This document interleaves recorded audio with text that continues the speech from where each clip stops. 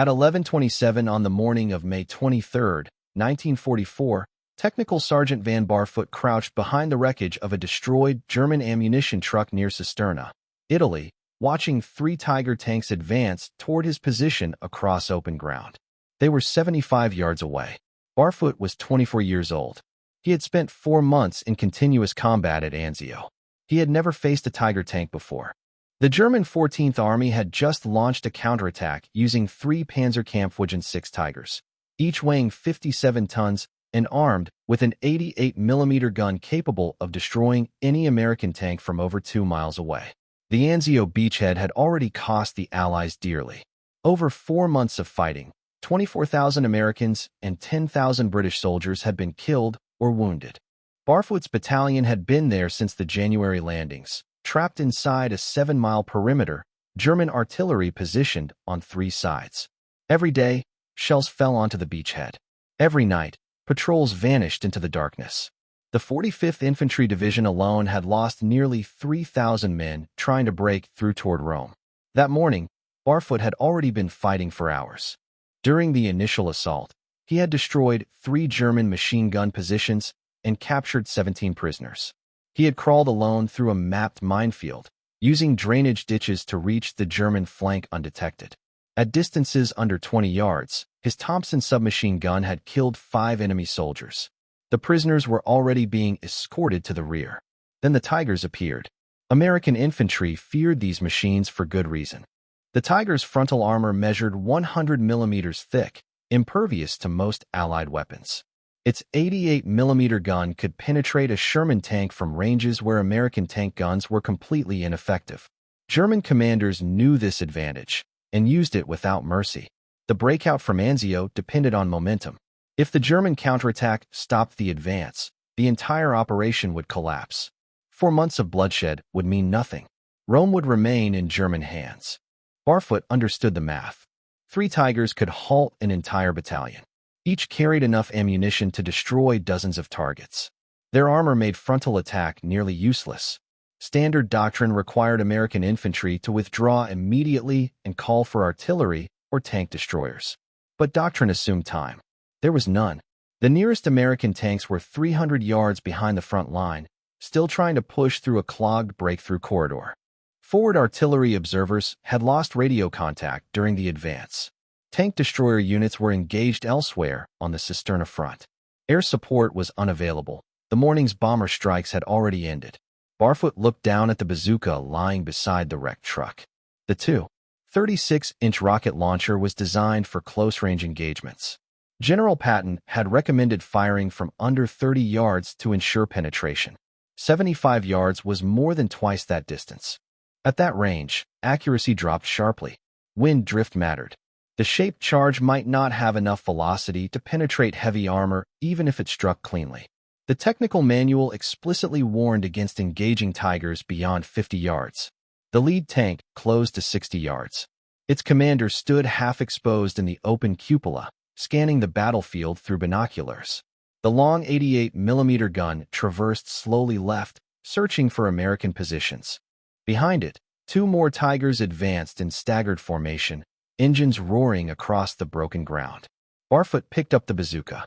The launcher weighed 13 pounds. The tube was 5 feet long. The M6A1 rocket could theoretically penetrate 110 millimeters of armor at a perfect angle, under ideal conditions. These were not ideal conditions. He shouldered the weapon and sighted through the crude ladder sight. The lead Tiger filled his view. He could see the overlapping road wheels. The cupola. The massive gun barrel still moving as the crew searched for targets. He had 1 shot. The backblast would expose his position instantly. If he missed, the Tiger's machine guns would cut him down within seconds. If he hit but failed to disable the tank, the result would be the same. And even if he stopped this one, 2 more followed close behind. Barfoot fired. The rocket left the tube with a sharp crack.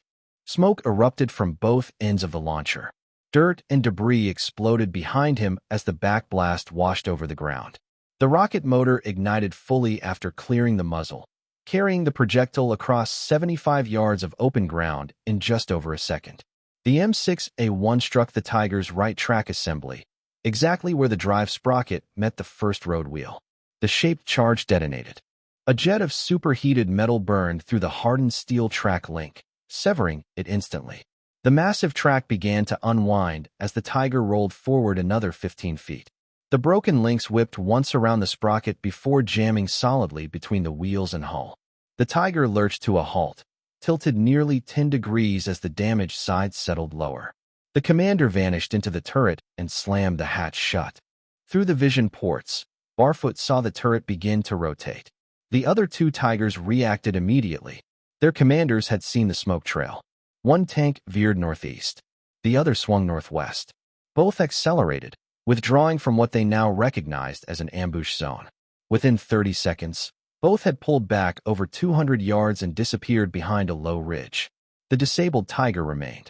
Its turret continued traversing, the long 88mm gun sweeping slowly across the sector where the rocket had been fired.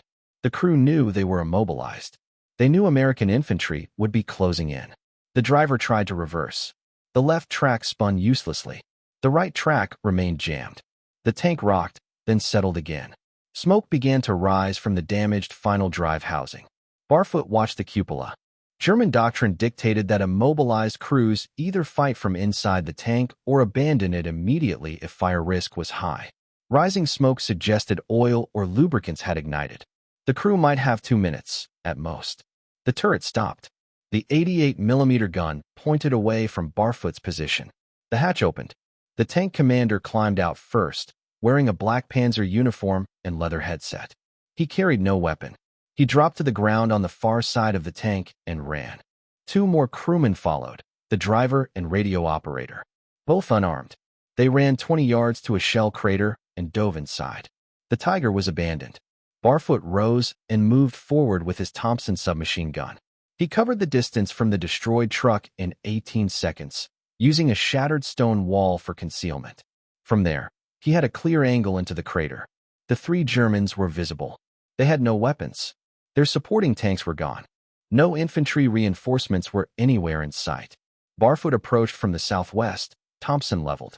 At 15 yards, the Germans saw him. The tank commander raised both hands above the crater's edge, the universal signal of surrender. The other 2 German crewmen climbed out of the crater immediately, hands raised. But the fight was not over. 600 yards to the north, Barfoot could see German infantry beginning to re-establish defensive positions near an abandoned artillery emplacement. A single field gun stood unattended beside a stone farmhouse. Its crew had fled during the morning assault, but if German troops reclaimed that position, the gun could stop the American advance cold. Barfoot directed the 3 tank crew prisoners toward American lines under the guard of advancing infantry from his company. They would join the 17 prisoners already captured earlier that morning. The artillery gun was now the priority. It was a 75mm infantry gun, placed roughly 400 yards north of the disabled Tiger. The Germans had positioned it overnight to cover the approaches to Cisterna. If reoccupied, it could fire directly down the American breakthrough corridor. Each high-explosive round could tear through advancing infantry formations in the open fields. Doctrine required reporting the position to battalion headquarters and waiting for artillery or air support. Doctrine assumed time. There was none. The offensive schedule allowed no delays. General Truscott's orders were explicit. Keep moving. Do not stop. Do not consolidate. Push through resistance before the Germans could reorganize. Barfoot moved forward alone. The ground between him and the farmhouse offered little concealment. Open agricultural fields broken only by low stone walls, irrigation ditches, and shell craters from the morning's preparation fires. 2 destroyed German half-tracks burned near the farmhouse, black smoke drifting across the fields. He crossed the open ground in a low crouch, moving from crater to crater. The Thompson submachine gun weighed 10 pounds. He carried 8 30-round magazines. 2 fragmentation grenades remained on his belt. The bazooka and remaining rockets were back with his squad. At 200 yards, he heard German voices. 3 soldiers emerged from the farmhouse, Wehrmacht infantry in field gray uniforms. One carried ammunition boxes. The other 2 had rifles slung casually over their shoulders. They moved directly toward the abandoned gun. They had not seen him. Barfoot slipped behind a low stone wall 30 yards from the farmhouse. The range was too long for effective Thompson fire, but close enough to observe.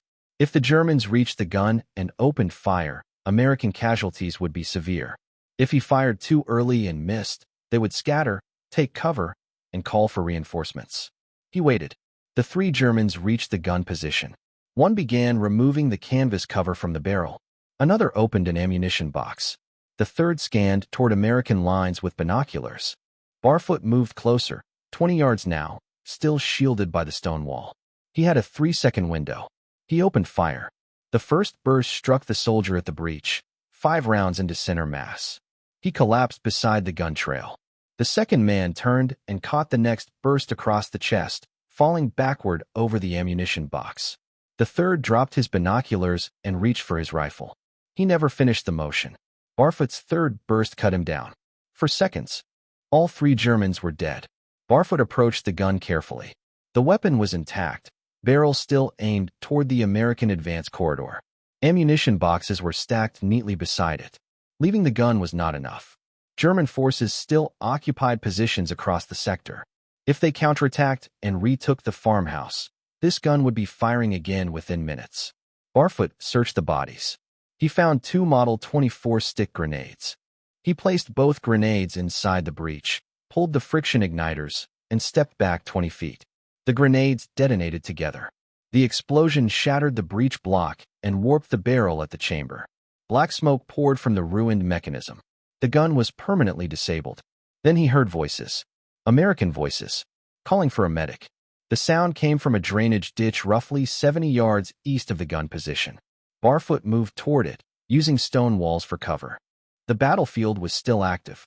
German snipers could be anywhere. Artillery observers could call fire on exposed movement at any moment. He reached the ditch. 2 American soldiers lay inside, both wounded. They were from Company L, 3rd Battalion. The first had taken shrapnel across his left leg and abdomen. Blood soaked through his field dressing. The second had been shot through the right shoulder and chest, the bullet entering below the collarbone and exiting through his back. It had missed the lung, but severed major blood vessels. Both men were conscious. Both were losing blood rapidly. They had been lying there for nearly 2 hours. Company medics had been killed or pinned down during the German counterattack. As the assault units pushed forward to maintain momentum, the wounded had been bypassed, standard procedure in a fast-moving offensive. Recovery teams were still 300 yards behind the front, overwhelmed with casualties. Barfoot assessed the situation immediately. Both men needed evacuation now. The battalion aid station was 1,700 yards to the rear, near the original jump-off point by Corey. Nearly a mile of ground still under intermittent artillery fire and possible sniper observation. He could not carry both at once. Each weighed roughly 160 pounds. Combined with equipment, the load was impossible. He would have to make 2 trips. Barfoot chose the man with the chest wound first. Shoulder and upper torso injuries gave him less time. The bleeding was steady but not arterial. If he reached medical care within an hour, he might live.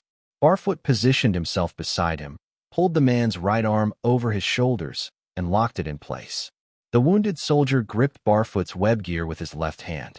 They began moving south. The weight was immediate. The wounded man could not support himself. His legs dragged. Every step required Barfoot to lift and carry roughly 140 pounds of dead weight, plus his own gear and weapon. The Thompson hung across his back. They covered the first 100 yards in 8 minutes. Irrigation ditches forced careful crossings. Stone walls demanded detours. Shell craters meant choosing between exposure climbing the rim or exhaustion climbing in and out. German artillery continued to fall at random.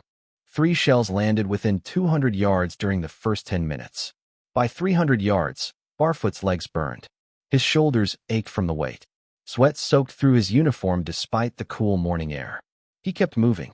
Sweat soaked through Barfoot's uniform despite the cool morning air. His breathing grew heavy.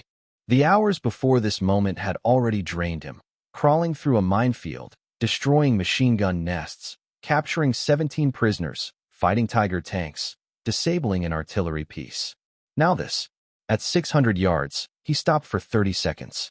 He shifted the wounded soldier higher across his shoulders. Blood had soaked into Barfoot's uniform. The man's breathing was shallow and rapid, early shock. They moved again. 800 yards. 1,000. 1,200. The battalion aid station was still 500 yards away. Barfoot's legs trembled with each step. His vision began to narrow from exhaustion and dehydration. The wounded soldier's weight seemed to increase with every yard, but stopping meant death in an open field. At 1,400 yards, Barfoot saw American positions ahead. Medics worked among shattered buildings. Stretcher bearers moved between wounded men. The battalion surgeon operated beneath a canvas tarp stretched between two stone walls. Barfoot reached the aid station at 1,213 hours. He had covered 1,700 yards in 43 minutes carrying the wounded man. Medics took the soldier immediately. Treatment began at once. The outcome was uncertain, but the man was alive. Barfoot rested for 90 seconds. A medic handed him a canteen. He drank. His legs shook uncontrollably. His shoulders burned as the adrenaline faded. Sweat and blood soaked his uniform. But the second wounded soldier was still lying in a drainage ditch 1,700 yards forward. A medic asked if Barfoot needed treatment. He shook his head and turned back north. The return trip was faster without the weight, but the exhaustion was cumulative. Every muscle ached. His breathing remained strained. For hours of continuous combat had pushed him beyond normal limits. He crossed the same ground again, past shell craters, stone walls, burning half-tracks. German artillery intensified. 3 shells landed within 100 yards. Shrapnel hissed overhead. Smoke drifted across the fields. At the drainage ditch, he found the second soldier. Still alive, but barely. Blood continued seeping from abdominal and leg wounds. His skin was pale. His pulse rapid and weak, advanced shock. Barfoot lifted him the same way as before. The weight felt heavier now. His legs protested instantly. His back screamed. The first carry had emptied reserves he hadn't known he possessed. They moved south. The first 200 yards came through sheer will. At 300 yards, the wounded soldier lost consciousness. His grip slipped away. His full weight sagged. Barfoot adjusted and kept moving. 400 yards. 500. At 600 yards, Barfoot's vision tunneled. Darkness crept into the edges of his sight. He focused on the ground ahead, step by step. Artillery continued to fall. 2 shells detonated close enough to shake the air. Dirt and fragments rained down. At 800 yards, his right leg cramped violently. The muscle seized. He stopped, shifted the weight, forced the leg straight through the pain. Then continued. 1,000 yards. 1,100. The wounded man's breathing was barely detectable. His pulse was thread-like. Survival now depended on minutes. 1,200 yards. 1,300. Barfoot's body was failing. His legs moved mechanically. His arms went numb. His back felt close to collapse. Then he saw the aid station. 400 yards ahead. Medics spotted him and ran forward with a stretcher.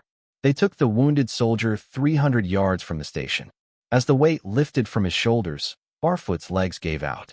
He dropped to his knees in the dirt. The medics rushed the soldier into treatment. The battalion surgeon began work within seconds. Barfoot remained kneeling for 2 minutes before his legs would support him again. A medic handed him a canteen. He drank it dry. His hands shook. His vision slowly cleared. The wounded soldier lived. Both men survived. Both would make it home. By 1,400 hours, the Anzio breakout achieved its initial objectives. American forces breached the main German defensive line. The 45th Division pushed beyond Corey toward the Cisterna rail line. Casualties were heavy, but momentum held. Barfoot's actions mattered. The disabled Tiger blocked a key intersection for 3 hours. The destroyed field gun removed a weapon that could have slaughtered advancing infantry. 2 wounded soldiers lived because 1 man refused to stop. Within 2 hours, Barfoot rejoined his platoon. German artillery continued. Snipers remained active. The battle was not over. That evening, official reports began. Captain James Henderson gathered testimony. Minefield infiltration, machine gun nest destroyed, 17 prisoners captured, a Tiger disabled at 75 yards, 3 enemy soldiers killed at the artillery gun, the weapon destroyed, 2 wounded men carried 1,700 yards under fire. Henderson recommended Barfoot for the Medal of Honor. The paperwork moved quickly, battalion, regiment, division, each commander adding confirmation. The speed was unusual. The actions demanded it. By May 30th, the recommendation reached 5th Army headquarters in Rome. General Mark Clark approved it and forwarded it to Washington. On June 21, 1944, Van Barfoot received a battlefield commission, promoted from technical sergeant to second lieutenant. He was offered a choice: return home for officer training and a White House ceremony, or stay with his unit as it advanced north and prepared for the invasion of southern France. Barfoot stayed. He told his commander the men he fought beside deserved to finish the war together. By July, the 45th Division was preparing for Operation Dragoon. Barfoot, now a second lieutenant, commanded a rifle platoon. The same men who had followed him that morning now followed him as their officer. The transition from enlisted man to officer was seamless because the respect had already been earned. On August 15, 1944, the 45th Infantry Division landed on the southern coast of France near Saint-Tropez as part of Operation Dragoon. Resistance was lighter than Normandy, but the fighting was still intense. It took 3 weeks of sustained combat to secure the beachhead and push inland. Barfoot's platoon fought through the Rhone Valley, advancing north as German forces withdrew toward prepared defensive positions. By September, the division had pushed deep into eastern France and was approaching the German border. They were now fighting in the Vosges Mountains. The terrain favored the defender: dense forests, steep ridgelines, narrow roads. Every advance was slow and costly. Autumn turned cold. Supplies stretched thin. Casualties mounted. On September 28, 1944, operations paused near Epinal, France, a town liberated 3 days earlier. Fifth Army had established a temporary headquarters in a requisitioned hotel. That morning, Lieutenant General Alexander Patch, commanding 7th Army, arrived with specific orders. He was there to conduct a Medal of Honor ceremony in the field, at the recipient's request. Van Barfoot stood in a muddy field outside the town, surrounded by soldiers from his company, his battalion, his regiment. Men he had fought beside for nearly a year. Some had been at Anzio. Others were replacements. All understood what the ceremony meant. General Patch read the citation aloud. The language was formal and precise: conspicuous gallantry, intrepidity at the risk of life, above and beyond the call of duty. Each action from May 23rd was listed methodically. The soldiers already knew the story. The ceremony lasted 12 minutes. General Patch pinned the Medal of Honor to 2nd Lieutenant Van Barfoot's uniform and saluted. Nearly 300 soldiers stood at attention in the rain. There were no speeches beyond the citation. No press photographers. No dignitaries from Washington. Just soldiers recognizing one of their own. Barfoot returned the salute, thanked the general, and walked back to his platoon. Within 2 hours, they were back on patrol. The war did not pause for medals. The Battle of Anzio, where Barfoot earned his, produced more Medal of Honor recipients than any single battle of World War II. 22 Americans received the nation's highest award during those 4 months. The number reflected the brutality of the fighting. Survival itself required extraordinary courage. Some days demanded more than survival. Barfoot's continued service proved something the citation could not. The actions of May 23rd were not an exception. They were part of a pattern. He had landed in Sicily in July 1943, fought at Salerno in September, endured Anzio from January to May 1944. Each operation was brutal. Each demanded everything. And he kept stepping forward. By December 1944, the 45th Division was fighting along the German frontier. Barfoot commanded his platoon through winter operations, reconnaissance patrols, assault actions, advances measured in yards. German resistance was deliberate and stubborn. Every village, every bridge, every ridgeline was contested. The war in Europe ended on May 8, 1945. Barfoot had been in nearly continuous combat for close to 2 years across 3 countries. But his service did not end with Germany's surrender. Professional soldiers remained in uniform, training replacements, rebuilding units, preparing for whatever came next. What came next was Korea. In June 1950, North Korean forces invaded the South, driving U.S. and South Korean troops into a shrinking perimeter around Pusan. American units were rushed from around the world. Van Barfoot, now a captain, deployed with his regiment in August 1950. He fought through the breakout from the Pusan perimeter, advanced north toward the Yalu River, then fought again as Chinese forces entered the war. Korea was different. More mountains, harsher weather. Enemy tactics built around infiltration and night attacks rather than set-piece battles. But the fundamentals remained the same. Lead from the front. Make decisions under fire. Keep your soldiers alive. Barfoot earned the Bronze Star and Purple Heart in Korea. The details were not widely publicized, but the awards told the story. He returned in 1951, promoted to major. By 1960, at 40 years old, Barfoot made an unusual decision. He transferred to the newly formed Army Aviation Branch, a move that would shape the final chapter of a career defined not by medals, but by endurance. The Army needed experienced combat leaders who understood how helicopters could be integrated into ground operations, not as transport alone, but as combat tools. Barfoot attended flight school, earned his wings, and became one of the first senior officers to specialize in helicopter operations. When American involvement in Vietnam escalated in 1965, Barfoot volunteered for deployment. He was 46 years old. Most officers his age were in staff assignments or preparing for retirement. Barfoot wanted to fly combat missions.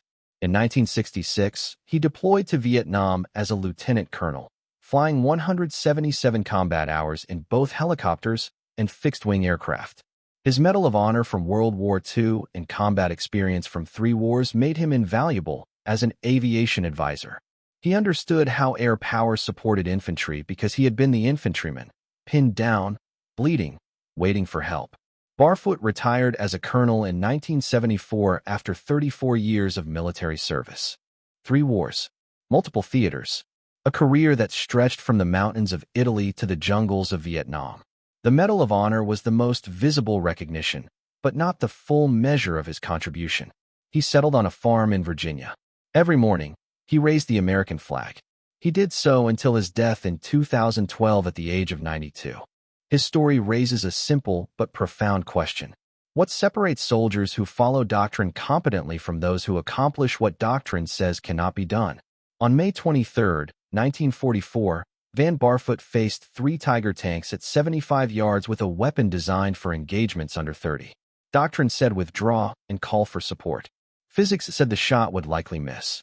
Survival instinct said firing would expose his position to 3 88mm guns capable of killing him instantly. He fired anyway. From a technical standpoint, the shot should not have worked. The M6A1 bazooka rocket had to travel 75 yards with sufficient accuracy to strike a moving target. The shaped charge had to penetrate armor at a range where velocity was degraded. The point of impact had to disable the tank rather than merely damage it. Every variable worked against success. Every calculation suggested failure. But calculations assume average soldiers operating under average conditions. Barfoot was neither.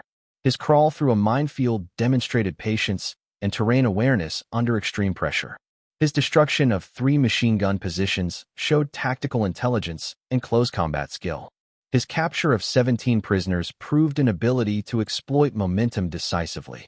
The bazooka shot proved something else, the willingness to attempt the impossible when the situation demanded it. Yet the most revealing moment came afterward. After hours of combat, after disabling a Tiger tank and destroying an artillery piece, Barfoot carried 2 wounded soldiers, one at a time, 1,700 yards under artillery fire. He did not have to. Doctrine supported reporting their location and waiting for stretcher teams. Exhaustion justified stopping. The danger made delay reasonable. He went anyway, twice, because the mission was not complete until everyone who could be saved had been saved. That principle, not weapons, not rank, not decorations, defined his career. Again and again, across 3 wars, Barfoot calculated not what doctrine allowed, but what needed to be done and whether he was capable of doing it. The immobilized Tiger near Corey sat blocking a key intersection for 3 hours because one sergeant fired a rocket at an impossible range.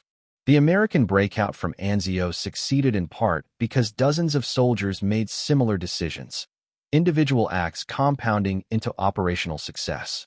Anzio cost 24,000 American casualties. For months inside a 7-mile perimeter. 22 Medals of Honor. The mathematics of that battle were brutal and simple. Survive the day. Help the man beside you survive. Accomplish the mission, whatever it costs. Van Barfoot did that at Anzio. Then he did it again in Korea. Then again in Vietnam. 34 years. 3 wars. One consistent principle. When the calculation said it could not be done, he did it anyway.